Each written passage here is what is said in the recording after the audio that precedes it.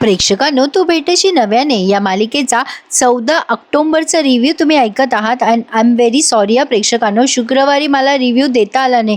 खरं तर आतापर्यंत मी या मालिकेचा एकही व्हिडिओ स्किप केला नाही, पण घरी माझा सण होता, समारंभ होता, त्यामुळे मला नाही जमलं रिव्ह्यू द्यायला. मी खूप प्रयत्न केला. I am very sorry about that. असो, तर आजच्या भागाकडे वळूयात. तर आजच्या भागात तुम्ही बघतायत हा राघव अभिमन्यू सरांच्या घरी आलेला दिसतोय. तो मुद्दाम तिथे आलाय अभिमन्यू सरांना इम्प्रेस करण्यासाठी. काही झालं तरी त्याला गौरीशी लग्न करायचंय. अभिमन्यू सरांचे पैसे परत करण्याच्या उद्देशाने तो तिथे आलाय. सर त्याला बघून म्हणतात, अरे बापरे, तू एवढ्या उशिरा इथे? गौरीच्या वडिलांची तब्येत ठीक आहे ना? राघव म्हणतो, हो सर, ते ठीक आहे. ते हॉस्पिटलमध्ये तुम्ही पैसे भरले, ते पैसे मी परत करायला आलो होतो. माझ्याकडे तेव्हा पैसे नव्हते. तुम्ही मदत केली त्याबद्दल खरंच खूप आभारी आहे तुमचा मी. अभिमन्यू सर म्हणतात, अरे आता नकोय पैसे, राहू देत तुझ्याकडे. त्यावर हा राघव म्हणतो, नाही ॲक्च्युली सर, काय आहे ना, गौरीच्या बाबांना आवडणार नाही हे सगळं, आणि शेवटी त्यांचा स्वाभिमान महत्त्वाचा आहे ना. मग आता ते अभिमन्यू सर म्हणतात, तू त्यांचा कोण लागतो? त्यावरती हा राघव म्हणतो, sir actually I am very sorry, मी त्यांचा कोणी लागत नाही.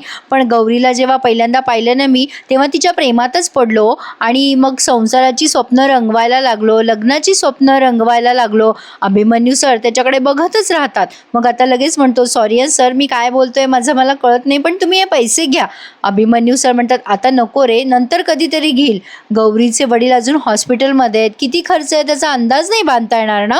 अरे आता राहू देत. पण आता राघव खूप आग्रह करतो, सर तुम्ही नाही म्हणू नका, मी ते सगळं मॅनेज करेल, प्लीज तुम्ही खूप केलेत, घ्या ना हे पैसे. आता सर त्याच्या एवढ्या आग्रहास्तव पैसे स्वीकारतात. आता राघव म्हणतो, मी एवढ्या रात्री इथे आलो, तुम्हाला त्रास दिला त्याबद्दल सॉरी हां. अभिमन्यू सर म्हणतात, अरे नाही, काही हरकत नाही आहे. आता राघव त्यांची परवानगी घेतो आणि तिथून निघून जातो. आता अभिमन्यू सरांना असं वाटतंय की राघव खूपच चांगला मुलगा आहे. आता हे त्याने कुठल्या इंटेन्शननी केलंय हे तुम्हाला वेगळं सांगायला नको. आता सकाळी आपण बघतोय या मॅडम म्हणजे रागिणी या अभिमन्यू सरांसमोर पिक्चरची तिकिटे टाकते आणि म्हणते, आपण कॉलेज संपल्यानंतर पिक्चरला जाणार आहोत. पण अभिमन्यू सर तिला स्पष्टच नकार देतात आणि त्यावरती रागिणी म्हणते, का तुला का नाही यायचंय माझ्याबरोबर? नाही, माझ्याबरोबर यायचं नाहीये म्हणूनच फिल्म बघायची नाही ना तुला? तर आता अभिमन्यू सर म्हणतात, हे बघ रागिणी, मला ना हे सिनेमा वगैरे बघण्यात अजिबात रस नाहीये. आभा जर मागे लागली तर जातो मी पिक्चरला, पण प्लीज. आता ती पण खूप मागे लागते, आज चल ना रे अभि, प्लीज, असं काय करतोयस? बघ ना, सगळं कसं आज डल वाटतंय ना, आपण फिल्मला गेलो की फ्रेश वाटेल ना. अभिमन्यू सर म्हणतात, अगं मला नाही यायचंय, तू त्या दरेकर मॅडमला विचार ना, त्या येतील ना तुझ्याबरोबर. आता रागिणी चिडते आणि म्हणते, ऑप्शन नको देऊस मला कशाचेच, माझं मी बघून घेईल. एनिवे, मी तुझी वाट बघणार आहे आणि तू तिथे मला एकटीला टाकणार नाहीस अशी अपेक्षा करते मी. नाही, तुझ्या मैत्रिणीला तू एकटंच सोडणार नाहीस असं आशा करते मी. ठरव तुझं तू काय करायचं ते. अरे देवा, जबरदस्तीचाच रामराम आहे प्रेक्षकांनो. तर आता ही रागिणी निघून जाते, पण निनाद सरांनी हे सगळं ऐकलंय. आता हे निनाद सर म्हणतात, हे काय रे अभि, अरे तिला ऑप्शन नकोय पण तुला हवाय, तू तिला का बोलत नाहीस? अभिमन्यू सर म्हणतात, मला ना तिच्याशी बोलावंच वाटत नाही. अरे मी काही तिला बोलायला गेलो ना, ती घरी माझ्या रणशिंग फुकून टाकते. आता हे निनाद सर म्हणतात, का रे काय होतं? आता हे सांगतात की अरे ती अर्पिताला गाराणे करते रे माझी जाऊ. निनाद सर म्हणतात की जा बाबा, आता काय, आलिया भोगासी असावे सादर. प्रेक्षकांनो, एक अत्यंत वाईट आणि दुःखद बातमी आता हाती आली आहे. सिनेसृष्टीतले अभिनेते अतुल परचुरे सर हे काळाच्या पडद्याआड गेले. आपल्या तमाम प्रेक्षकांतर्फे आणि आपल्या चॅनलतर्फे मी त्यांना अगदी भावपूर्ण श्रद्धांजली वाहतीये. प्रेक्षकांनो, ही बातमी अगदी मनाला चटका देऊन जाणारी आहे, कारण असा अभिनेता पुन्हा होणे नाही. खूपच ग्रेट आणि काय सांगू प्रेक्षकांनो, खूपच छान असे अभिनेते होते ते. तर आपल्या चॅनलतर्फे त्यांना खरंच भावपूर्ण श्रद्धांजली. तर आता आपण आपल्या रिव्ह्यू कडे वळूयात. या गौरीच्या आईने अभिमन्यू सरांना फोन लावलाय आणि अभिमन्यू सरांना त्यांनी त्यांच्या घरी बोलवलंय. अभिमन्यू सर नाही म्हणत असतात, पण आता ते विचारतात की तुम्ही गौरीला बोललात का लग्नाविषयी? आता ते आधी विचारतात की गौरीच्या बाबाची तब्येत ठीक आहे ना? मग आता त्या म्हणतात गौरीच्या आई की हो, ते बरे आहेत आणि आज घरी येणार आहेत. अभिमन्यू सर म्हणतात, अरे वा, छान प्रगती आहे की मग आता या म्हणतात, तुमचे उपकारच आहेत सर, पण तुमचे आणखीन एक उपकार हवेत मला. मग आता अभिमन्यू सर म्हणतात, अहो प्लीज, उपकार वगैरे नका म्हणू, सांगा ना काय हवंय. मग आता ही गौरीची आई म्हणते, मी तुम्हाला मागे म्हटले होते ना परवा की गौरीशी लग्नाविषयी बोला. अभिमन्यू सर म्हणतात, हो मी बोलतो म्हणालो होतो तुम्हाला, पण ती आलीच नाहीये ना 2-3 दिवसापासून कॉलेजला. आता गौरीची आई म्हणते, "हो ना, म्हणूनच मी म्हणते की ह्यांना भेटायला म्हणून तुम्ही आमच्या घरी याल का प्लीज? तुम्हाला गौरीशी बोलता येईल ना?" सर खरं सांगू का, राघव सारखा मुलगा आम्हाला शोधून नाही सापडणार हो. आणि तुम्हाला म्हणाले होते ना मी की आमच्याकडे वेळ कमी आहे. अभिमन्यू सर म्हणतात, "हो तुम्ही म्हणाला होता." तर आता या खूप आग्रह करतात अभिमन्यू सरांना, "सर आमची गौरी ना तुम्हाला खूप मानते. तुम्ही प्लीज घरी या ना. तुम्ही समजवलं तर ती लगेच समजेल पण. तुमच्या एका सांगण्याने गौरीच्या आयुष्याचं भलं होईल हो सर." आता काय, अभिमन्यू सरांना हो म्हणण्याखेरीज दुसरा इलाजच नव्हता. ते म्हणतात, "ठीक आहे, मी येतो." आता त्या खुश होतात आणि म्हणतात, "आम्ही वाट बघू." आता त्या गौरीच्या काकूला सांगतात. काकू म्हणते, "बरं झालं वहिनी, एकदा का आपल्या गौरीचे हात पिवळे झाले ना की आपण जबाबदारीतून मोकळे." गौरीचा काका म्हणतो, "मी जातो दादाला दवाखान्यात घ्यायला." मग आता तिची आई म्हणते, "बरं जा भाऊजी." ही गौरीची काकू त्या काकाला थांबवते आणि म्हणते, "कुठे चालले तुम्ही आता यावेळेला?" मग आता तो काका म्हणतो, "तो मास्तर इथे असताना मला इथे थांबता येणार नाहीये." प्रेक्षकांनो, या काकाचं आणि अभिमन्यू सरांचं काहीतरी कनेक्शन आहे हे मात्र नक्की आहे. आता नेमकं काय कनेक्शन आहे ते पुढे बघत राहूयात. आता बघा, ही काकू स्वतःच्याच मनाशी बडबडते, एकदा काही गौरी गेली घराच्या बाहेर की हे घर मी माझ्या नावावर करेल. निनाद सर विचारतात, "काय रे अभिमन्यू, तू काय गौरीच्या घरी चाललास की काय?" आता अभिमन्यू सर सांगतात, "हो ना रे, गौरीच्या आईने मला विनंती केली आहे गौरीला लग्नासाठी तयार करा म्हणून." निनाद सर म्हणतात, "काय बोलतोयस तू अभि? तू तिला समजवायला चाललायस लग्न कर म्हणून? अरे अभि, आय एम व्हेरी सॉरी हा. तुला एक विचारू का रे?" अभिमन्यू सर म्हणतात, "तू नाही म्हणालास तर विचारायचं सोडणार आहेस का?" निनाद सर म्हणतात, "नाही, मी तर तुला ते विचारणारच आहे. हे सगळं तू जे करतोयस ना अभि, ते गौरीचं भलं होण्यासाठी का तू तिच्यापासून सुटण्यासाठी हे करतोयस?" त्यावर अभिमन्यू सर उत्तर देतात, "मी तिच्या भल्यासाठी करतोय हे सगळं आणि त्यात माझं पण भलंच आहे ना. ती लग्न करून तिच्या घरी गेली की माझी या सगळ्यांना सुटका होईल." त्यावर निनाद सर म्हणतात, "नाही रे अभि, तू गौरीचं लग्न झाल्यावर मोकळा नाही होणार, तर तन्वीला मागे सोडशील ना तेव्हा तू मोकळा होशील." आता निनाद सरांनी अगदी लाखात एक वाक्य अभिमन्यू सरांना बोलून दाखवलंय आणि अभिमन्यू सर ते ऐकून न ऐकल्यासारखं करतायत. असो, तर आता पुढे आपण बघतोय गौरीचे बाबा घरी आलेले आहेत हॉस्पिटलमधनं आणि गौरीची आई खूप भावूक झालेली दिसते. आता गौरीच्या बाबांना ते ऑक्शन वगैरे करतात आणि मग घरात घेतात आणि आता गौरीचे बाबा जरा खूप थकून गेलेले असतात आणि ते खाली बसतात. मग आता त्या सांगतात गौरीच्या आई, "अगं पाणी आण शोभा त्यांना." आता आल्या आल्या ते विचारतात, "मन्या कुठे ग? दिसत नाहीये घरात." आता त्या सांगतात त्या गौरीच्या आई, "अहो तो अभ्यासाला गेलाय त्याच्या मित्राकडे." गौरी म्हणते, "अहो बाबा, त्याची 6माही परीक्षा आहे ना आणि काका इथेच गेलाय जवळच, आत्ता येईल हा." आता यांचं बोलणं सुरू असतं. आता गौरी गोळ्या वगैरे देते तिच्या बाबांना. मग आता ती काकू म्हणत असते, "आता काळजी करू नका भाऊजी तुम्ही." गौरीचे बाबा म्हणतात, "गौरी, अगं मी दवाखान्यात असताना तुझे अभ्यासाचे दिवस फुकट गेले असतील ना." गौरी म्हणते, "बाबा काहीतरीच काय." आता गौरीची काकू म्हणते, "अहो भाऊजी, तिचे सर आहेत ना तिच्या अभ्यासाची काळजी करायला." आता गौरी म्हणते, "तू अभिमन्यू सरांबद्दल बोलतेस ना?" तिची काकू खोचकपणे बोलते, "हो, दुसरं कोणाबद्दल बोलणार आहे मी." आता ही गौरी किती इनोसंटली उत्तर देते, "हो ग काकू, बरोबर बोललीस. म्हणजे आत्ता मी तोच विचार करत होते, जो काही 4-5 दिवसाचा अभ्यास बुडलाय ना माझा, तो अभ्यास कव्हर करण्यासाठी मी सरांकडे क्लासला जाईल म्हणते. विचारते सरांना तसं." आता ही काकू म्हणते, "तुझे अभिमन्यू सर जरा जास्तीच भले माणूस दिसतात." नाही, सगळ्यांनाच त्यांची भुरळ पडते वाटतं. आता ही गौरी खूप कौतुकाने सांगते, "अगं हो, आमचे सर खूप चांगले आहेत. तसे ते स्ट्रिक्ट आहेत, त्यामुळे ते चिडचिड करतात. पण त्याच्यामुळे काय होतं माहिती का, सुरुवातीला विद्यार्थ्यांचा जरा होतो गैरसमज त्यांच्याबद्दल की ते खूप खडूस आहेत. माझाही झाला होता तसा गैरसमज. पण एकदा का जर कळालं ना आपल्याला की ते जे काही करतायत ते आपल्या भल्यासाठी करतायत, हे सगळं कळलं ना की त्यांच्याकडे बघण्याचा दृष्टिकोनच बदलतो." काकूला गौरीचं बोलणं खूप बोर झालेलं असतं. आता ही गौरी सांगते, "सर जे काही करतात ते चांगल्यासाठीच करतात आणि अभिमन्यू सरांनी जे काही सांगितलं ते माझ्यासाठी शेवटचा शब्द आहे." काकू गौरीला म्हणत असते, "मनातल्या मनात असाच आंधळा विश्वास ठेव त्या मास्तरवर, म्हणजे तो आमच्या कामाला येईल." असो, तर आता इकडे हा राघव नारळ पाणी काढून त्यात दारू मिक्स करतो आणि म्हणतो, "मी आता कुठेही पीत बसलो तरी लोकांना माझ्यावर शंका नाही येणार." मग आता हा काका म्हणतो, "अरे राघव, आता तू असा वाग ना की माझ्या टकल्या भावाने तारीखच काढली पाहिजे लग्नाची." त्यावर राघव म्हणतो, "तुझा टकला भाऊ ना एवढा चिवट आहे आणि त्यातनं ती गौरी, तिला हो म्हणायला शिकवलं नाही का रे तुम्ही? नेहमी आपला नन्नाचा पाडा म्हणत असते. आता काका म्हणतो, अरे सेटिंग लावली आहे मी राघव, तू बँडवाल्यांना रेडी कर. आता तो राघव म्हणतो, तू काय करणार मग? मी बँडवाल्यांना रेडी करायची ते, तू पैसे दे मला आधी. आणि तसंही काय सेटिंग लावली आहेस रे तू? आता हा काका म्हणतो, या विघ्नेशचं सेटिंग भारी असतं, असं असतं जसं काही साप भी मर जाए और लाठी भी न तुटे.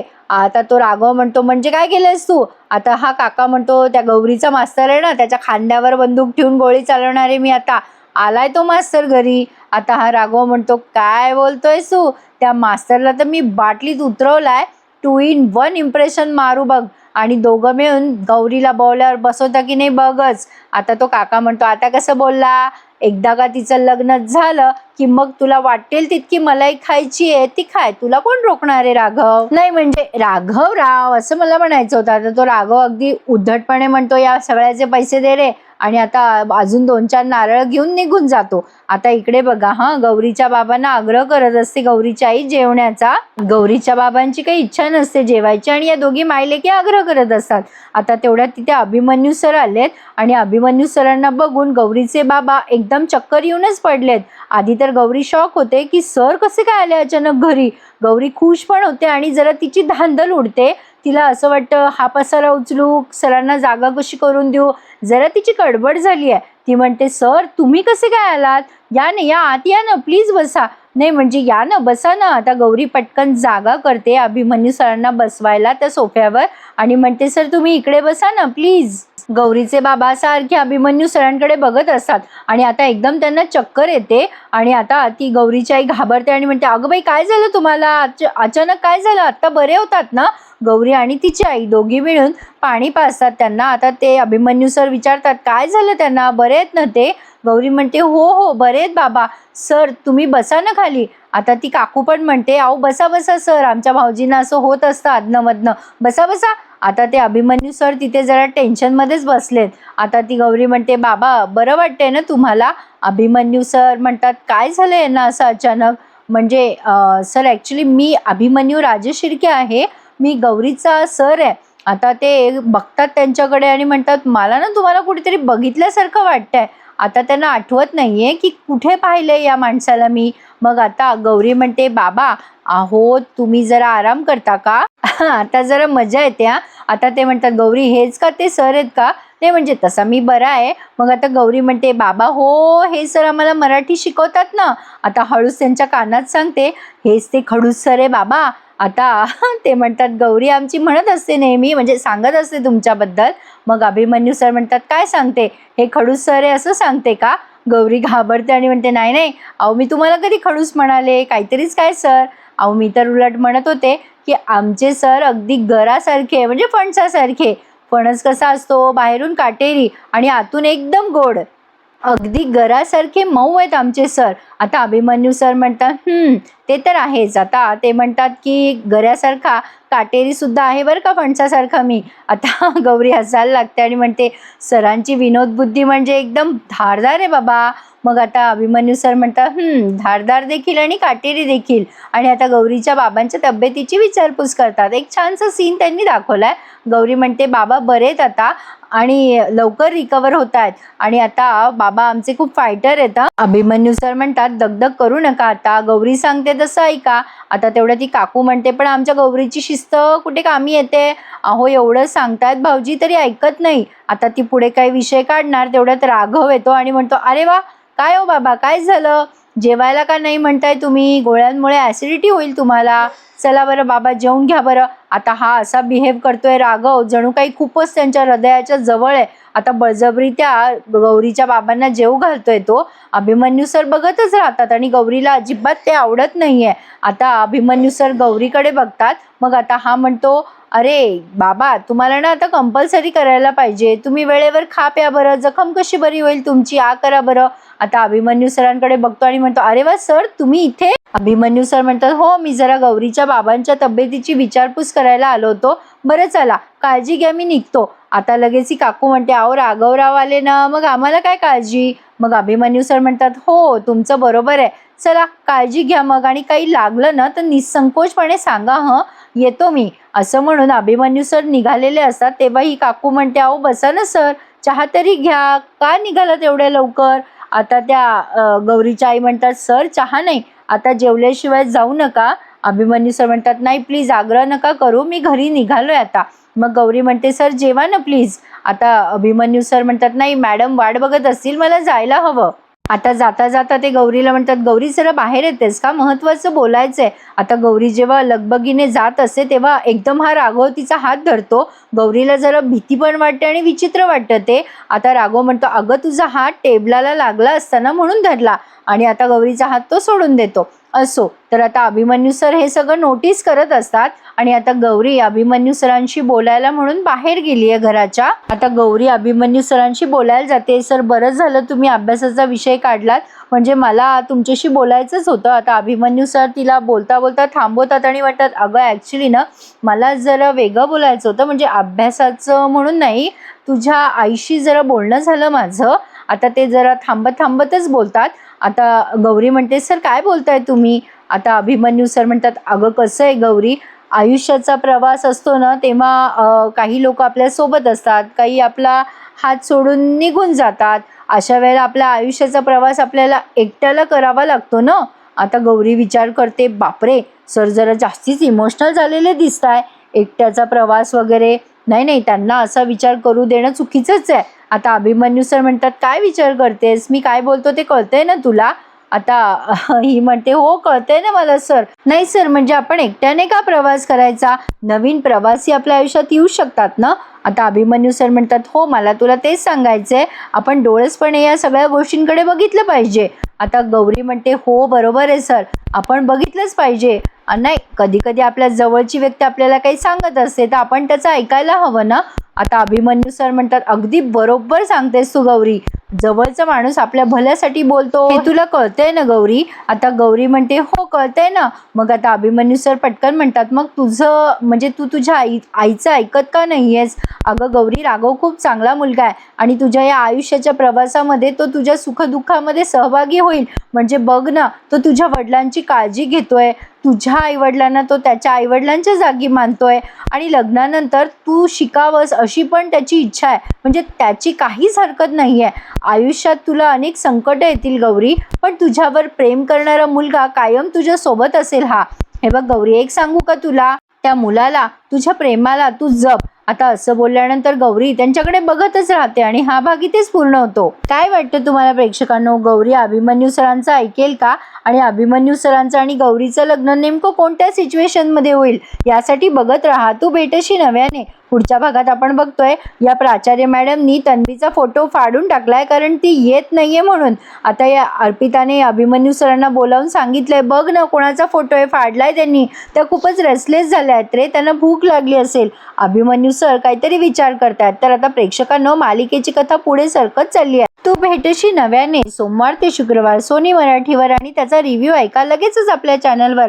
आजचा भाग आवडला ना, मग लाईक, शेअर आणि सबस्क्राईब करायला प्लीज विसरू नका. धन्यवाद.